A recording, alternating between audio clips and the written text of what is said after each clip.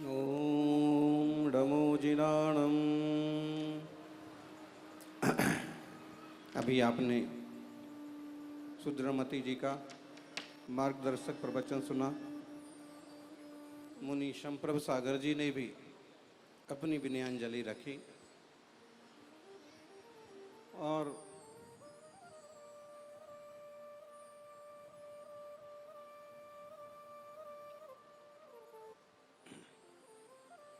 भक्ति से जीवन में क्या क्या उपलब्धियां होती हैं वो भी सुना। दोनों हाथ जोड़ करके जन्म कल्याणक महोत्सव की सभा में आज अपन थोड़ा सा और जिन वाणी का पान करते हैं।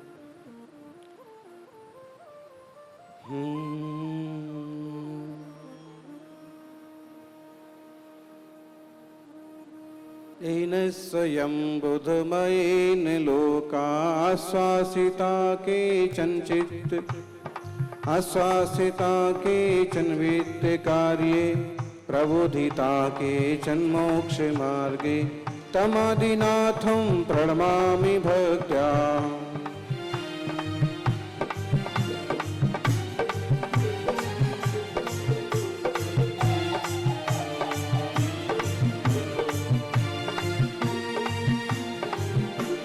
भवर्णवे जंतु समूहमेन माकर्षयामासै धर्मपोतात् मज्जन्तमुद्वीक्षयेन शापि श्रीवर्धमानं प्रणमाम्यहं तम्।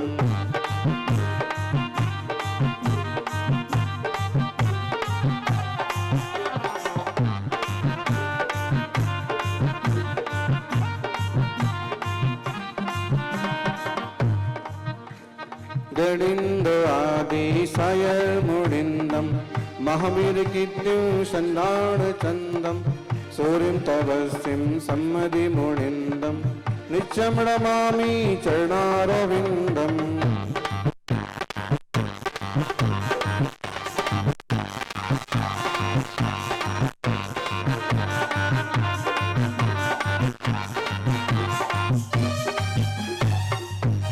आदिनाथ भगवान की जोर से बोलो। महावीर भगवान की। आचार्य श्री आदि सागर महावीर कीर्ति विमल सागर जी महाराज की। तपस्वी सम्राट गुरुवराचार्य श्री सन्मति सागर जी महाराज की।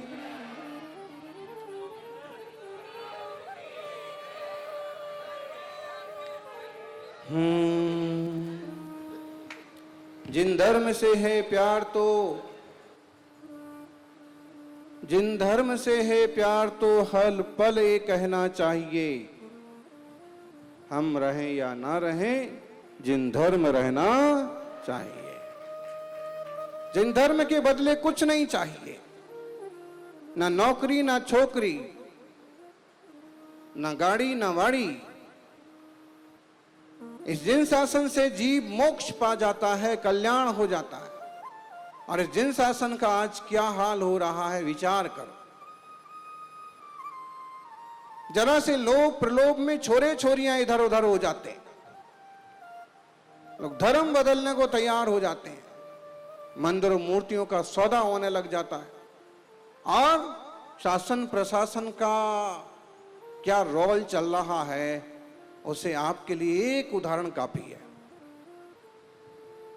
मुंबई का विले पार्ले का पार्श्वनाथ दिगंबर जैन मंदिर सैकड़ों लोगों की उपस्थिति में नकली दस्तावेजों के बल पर होटल वालों की दबाव में आकर के 30-35 साल पुराना मंदिर मिट्टी में मिला दिया गया। सारा समाज चुप है, शासन प्रशासन मस्त है, कोई बोलने वाला नहीं है। अगर किसी और का मंदिर होता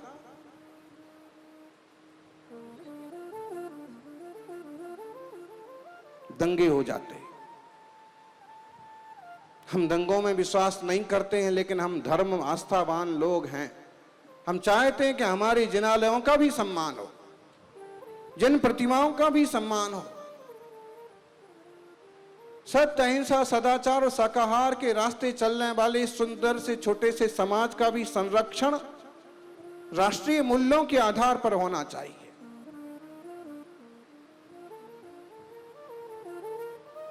कहने को महाराष्ट्र सरकार में एक मंत्री जैन भी है, लेकिन किस तरह के जैन हैं वो उन्हें भी पता है और आपको भी पता होगा। उनकी भी कोई आवाज नहीं आई। बड़े बड़े नेता भी हैं, कब आएगी उनकी आवाज? वहां गोपाचल बड़ी बड़ी मूर्तियों के ऊपर नालों का पानी गिर रहा है। ओछी बुद्धि के लोग, दुष्चरित्र महिलाएं भगवान की गोदी में जाके बैठ जाती हैं। 35-35 फुट की मूर्तियां हैं, उनकी पद्मासन गोदी इतनी बड़ी है कि एक आदमी सो जाए आराम से। और फिर उसके बाद जैन धर्म पर और तीर्थंकर प्रतिमाओं पर टिप्पणी करना, बेहुदा बातें करना, कितनी निर्लज्जता की बात है। ग्वालियर का इतना बड़ा समाज भी चुप। नेताजी तो पार्टी बदल करके मस्त।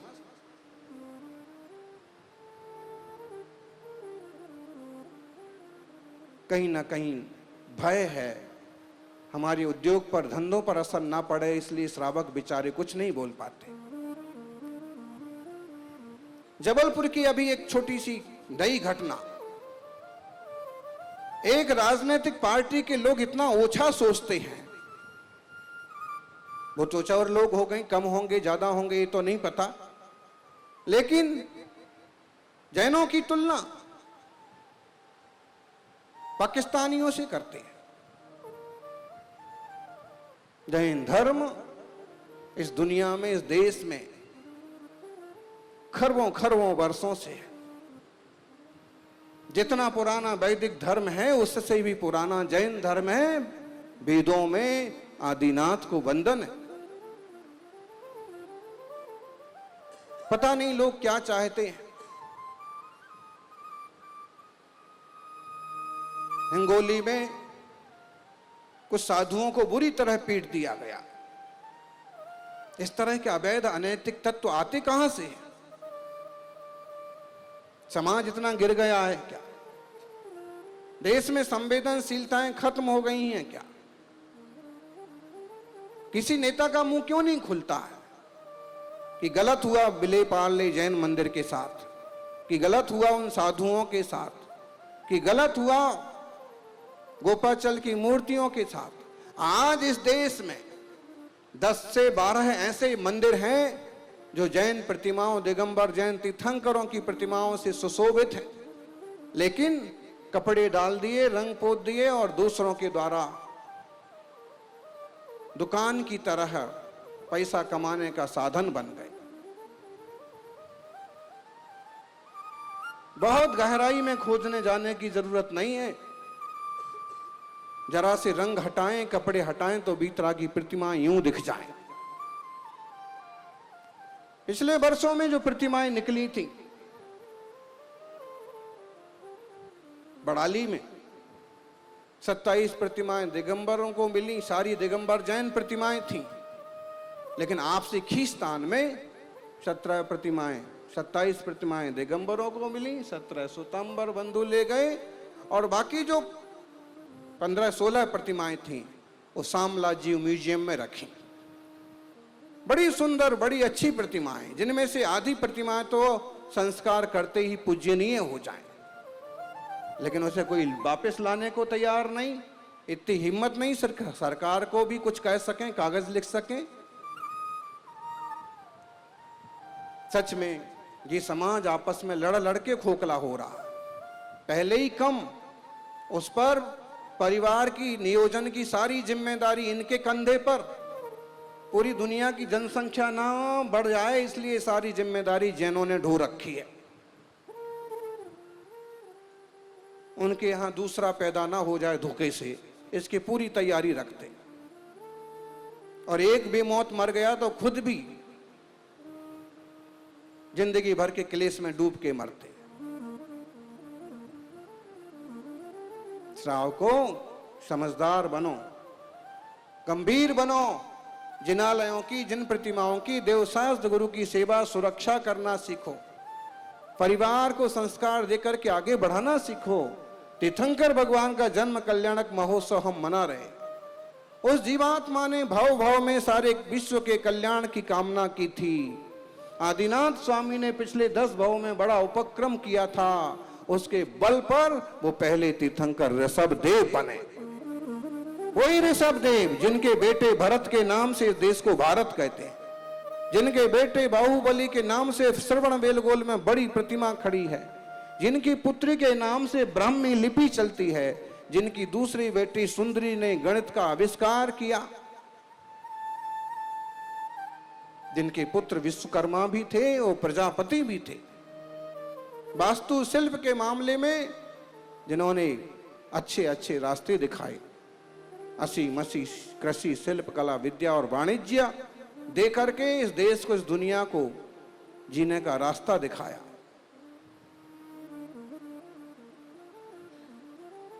थोड़े तो सक्षम बनो। ईडरगढ़ पंच कल्याणक केवल ज्ञान कल्याणक के दिन किसी ने प्रश्न पूछा कि तीर्थंकर प्रतिमाओं के साथ कोई दुर्व्यवहार करता है, अपमान करता है, खेल करता है, तो क्या करना चाहिए? पूजा करना चाहिए। ऐसे आदमी की, ऐसी औरत की पूजा करना चाहिए। कैसे पूजा करना चाहिए?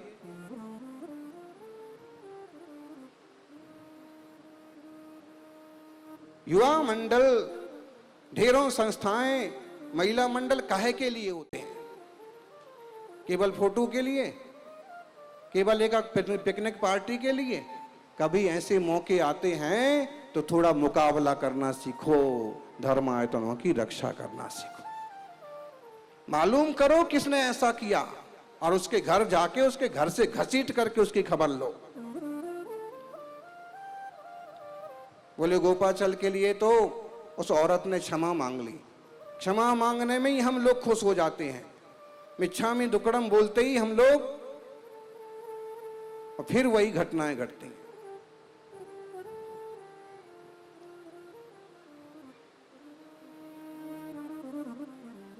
छोटी सी कहानी दिल्ली में भी हमने सुनाई थी। साधु ने कहा, नांगराज, पूरा गांव तुमसे परेशान है, इधर कोई आने को तैयार नहीं है। सब लोग कहते हैं कि भयंकर जहरीला नांग है, जिस पर नजर पड़ जाती है वो आदमी बेहोश हो जाता है, और रास्ते से कोई गुजरने को तैयार नहीं है। तुमसे मेरा इतना ही कहना है कि तुम इस तरह से लोगों को काटना बंद कर दो, डसना बंद कर दो। ऐसा भय भी किस काम का? नाग ने साधु की बात मान ली। साधु की बात तो सांप भी मान जाते हैं, शेर भी मान जाते हैं। भले आजकल के कुछ लोग माने ना माने, जो उनसे भी ज्यादा ढीठ हों, क्योंकि निस्वार्थी साधु, खासकर दिगंबर मुनि, पंथवादियों की बात नहीं कर रहे हम, मोक्ष मार्गियों की बात कर रहे हैं। समाज के हित में सोचने वाले साधुओं की बात समाज को स्वीकार करना चाहिए, अमल करना चाहिए। सांप ने कहा, ठीक है महाराज, किसी को नहीं काटेंगे, किसी को तकलीफ नहीं देंगे। साधु ने गांव वालों को बता दिया कि कोई दिक्कत की बात नहीं है, आप लोग इस रास्ते से जा सकते हो। नागराज ने व्रत ले लिया है कि अब वो किसी को काटेंगे नहीं। लोगों ने आना जाना चालू कर दिया।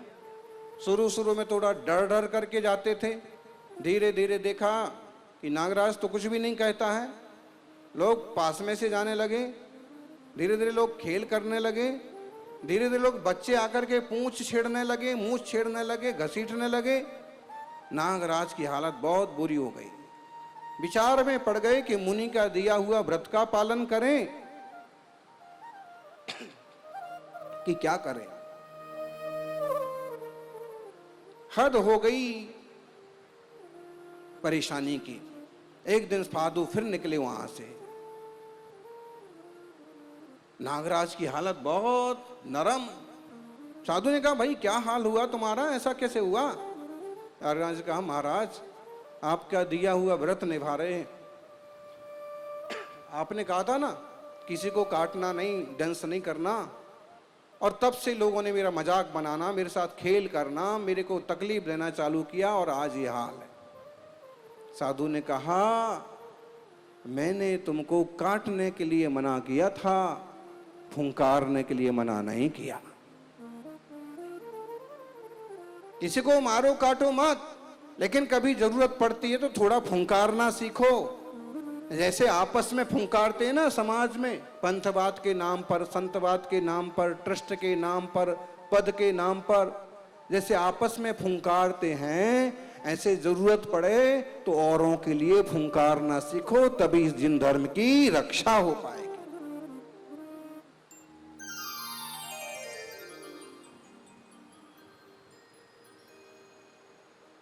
गंभीर मामला है। कल परसों ही आप लोगों को होश है कि नहीं है, मिले पार्ले का मंदिर कब तोड़ा गया? अभी बेहोशी में ही है।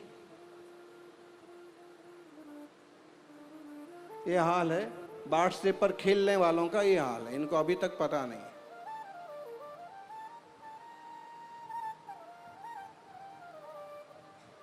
इसी 15-16 तारीख की बात,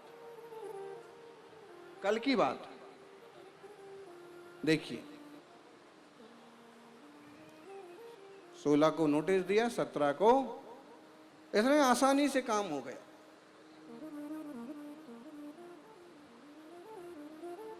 गलत गलत होता है। देश में ढेरों ऐसी रोड हैं, ढेरों ऐसे मार्ग हैं, ढेरों ऐसे स्थान हैं जहां अवैध रूप से छोटे मोटे मंदिर बने और चीजें बनी हैं, उनके लिए कोई नोटिस नहीं आता है। लेकिन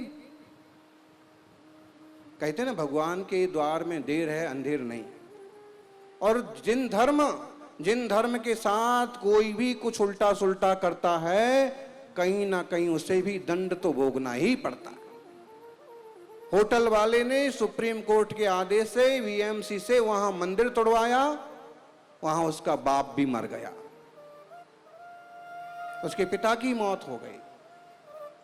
कुछ ना कुछ होता है, प्राकृतिक रूप से होता है। सत्य धर्म है दिगंबर जैन धर्म। थोड़ी निष्ठा से, ताकत से, समर्पण से आप खड़े रहेंगे तो इस मंगलमय शासन की छाया विश्व को, देश को उपलब्ध होगी। और अगर आप कमजोर पड़ जाएंगे तो इसे लूटने वालों की कोई कमी नहीं। मुंह बाए खड़े हैं लोग। पिछले साल मुंबई में एक घटना बनी थी, दिल्ली में, इस बार मुंबई में बन गई। उसके पहले कर्नाटक में एक घटना बनी थी, उसके बाद इंदौर में गोमटगिरी को लेके। और आए दिन ऐसे आताताई लोग कुछ ना कुछ उठापटक करते रहते। सौभाग्यशालियों, आत्मा को परमात्मा बनाने का मार्ग जरूर है, लेकिन व्यवहारिक धरातल पर जब आप जीते हैं तो व्यवहारिक प्रवृत्तियों को संभालना भी जरूरी है। आपसे क्या हो सकता है, आप जिन शासन के लिए, सच्चे धर्म के लिए, अहिंसा के लिए क्या कर सकते हैं, वो आपको करना चाहिए।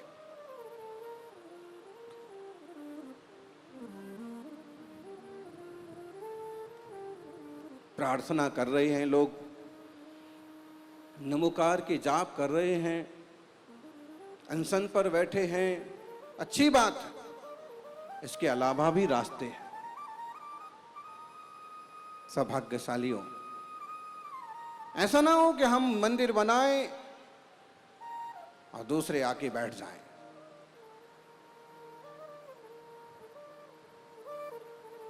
संरक्षण भी होना चाहिए। छोटे बच्चे के हाथ में पूड़ी का, जलेबी का टुकड़ा हो तो कौआ भी झपट के ले जाता है। लगभग वही हाल इस काल में जैनों का हो रहा। कौए मरदा रहे हैं और पुरातन संस्कृति और संस्कारों का संरक्षण नहीं हो पा रहा है। कौओं की कमी नहीं है। दुनिया में अच्छे लोग भी हैं तो बुरों की भी कोई कमी नहीं है। गिरनार जी, शिखर जी, मंदार गिरी, ढेरों नाम है।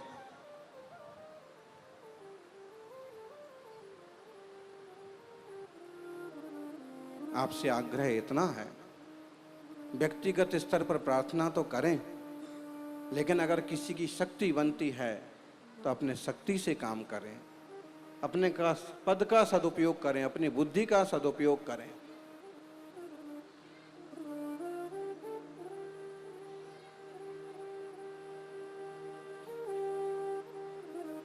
अपनी ताकत का सदुपयोग करें।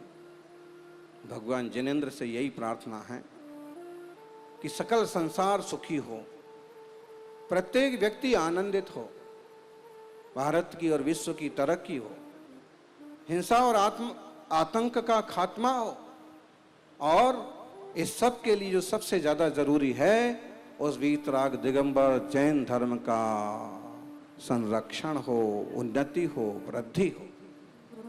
ये संस्कार कहां से कहां पहुंचते हैं, इतनी बारीक, इतनी सहज चर्चा करने वाला दुनिया में और कौन है। प्रत्येक जीवात्मा को परमात्मा कहने की हिम्मत कौन रखता है। वर्धमान महावीर स्वामी ये नहीं कहते हैं कि हमारी पूजा करो, वो कहते हैं कि तुम भी हम जैसे बन सकते हो। पंचकल्याणक प्रतिष्ठा महोत्सव का सीधा सीधा संदेश है, गर्भ, हर कोई गर्भ में आता है, तीर्थंकर भी गर्भ में आए, लेकिन ऐसा गर्भ हुआ कि उसके बाद फिर गर्भ में नहीं आना पड़ा। जन्म भी सबका होता है, लेकिन तीर्थंकर आदिनाथ ने ऐसा जन्म लिया कि फिर उन्हें जन्म नहीं लेना पड़ा। संदेश सीधा है, बार बार का जन्म मरण का झंझट मिटाओ ज्ञानी, कोई दूसरा तुम्हें संभालने नहीं आएगा। तुम्हारी समस्याओं का समाधान तुम्हें खुद करना पड़ेगा। एक बड़ी सुंदर सी कहानी हम सुनाते हैं। समस्याएं आपकी हैं, समाधान आपको खोजना पड़ेंगे।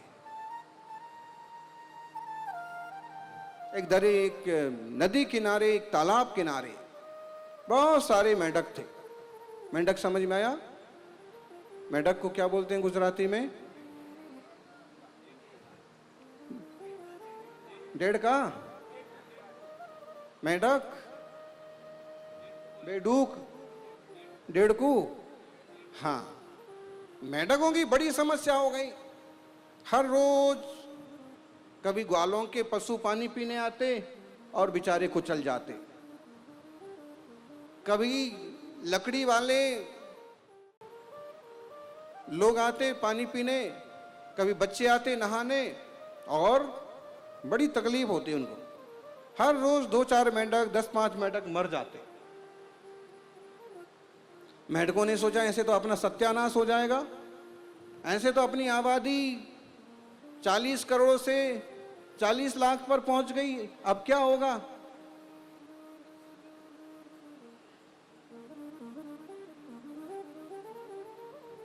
ऐसे तो अपन खत्म हो जाएंगे। उन्होंने कहा, मेंढकों ने मीटिंग बुलाई।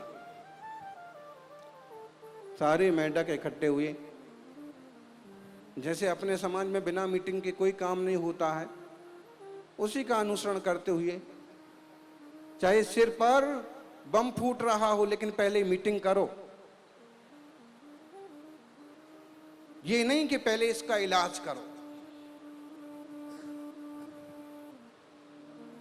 इतनी समझ तो होना चाहिए कि पहले क्या जरूरी है। पहले मीटिंग जरूरी है कि इलाज जरूरी है।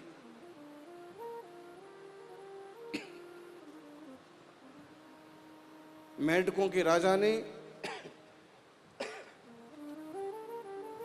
मीटिंग में अंततः प्रस्ताव रखा कि हम शिव जी को प्रसन्न करते हैं। मंदिर के बाजू में जो मंदिर है शिव जी का, और तपस्या चालू की। ओम नमः शिवाय। जल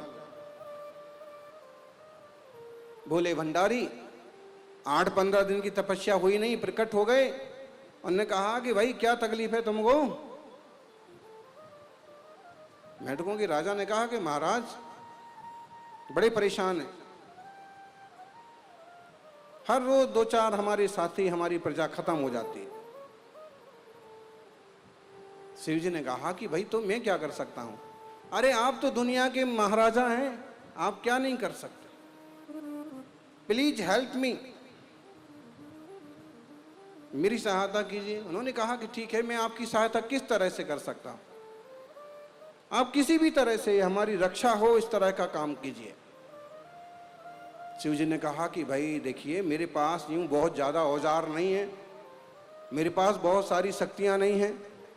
विष्णु जी के पास फिर भी चक्र है, शंख है, गदा है, मेरे पास तो गिनती का एक ही नाग है, त्रिशूल है, और ये मेरा नंदी है। इसकी आवाज बहुत आ रही है, इनको बंद कर दो। जो ज्यादा आवाज करे उसको बंद ही कर देना चाहिए, और उसको भी, इसको भी।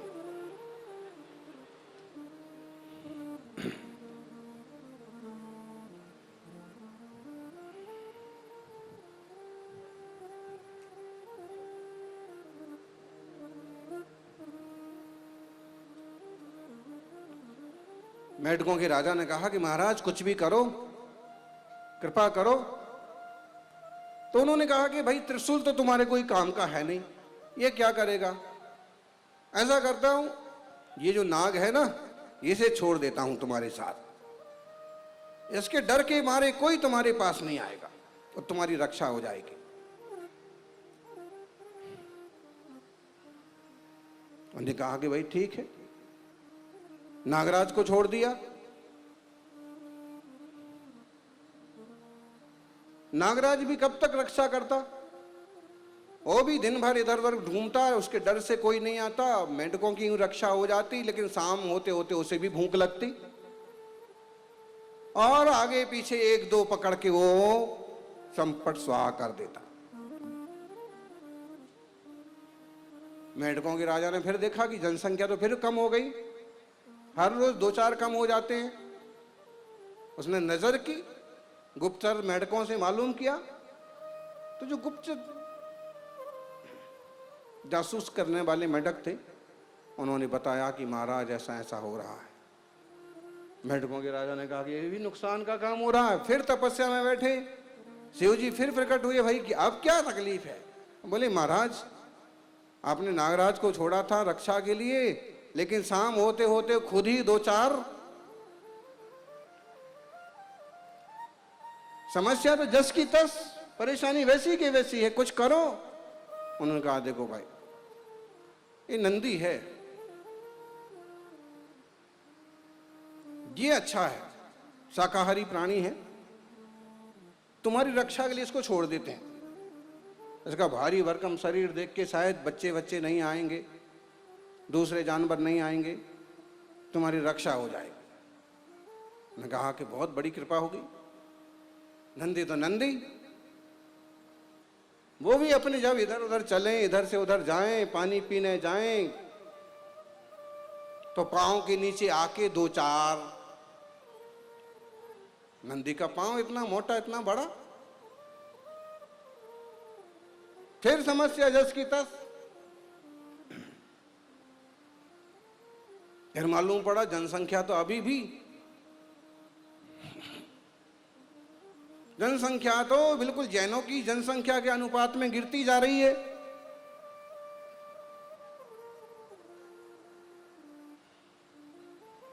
जैसे ये लोग घट रहे हैं वैसे ही फिर चिंता हुई, फिर तपस्या में बैठे। बोले भंडारी फिर आ गई, अरे भाई आप क्या बात है? बोले महाराज ये इलाज जो आपने किया ये भी हमारे लिए नुकसानदायक साबित हुआ। नंदी महाराज जब इधर से उधर जाते हैं, पानी पीने जाते हैं, तो 2-4 एक्सीडेंट में मारे जाते हैं, कुचल जाते हैं। शिव जी ने कहा कि इसके अलावा हमारे पास कोई इलाज नहीं है। समस्या तुम्हारी है, तुम विचार करो, तुम किस टाइप के लोग हो, तुम्हारी कैसी जाति है, तुम्हारा कैसा आचार विचार व्यवहार है, तुम अपने लेवल पर समस्या का समाधान करो। जरूरी नहीं है कि हर समस्या का समाधान मोदी करें, योगी करें।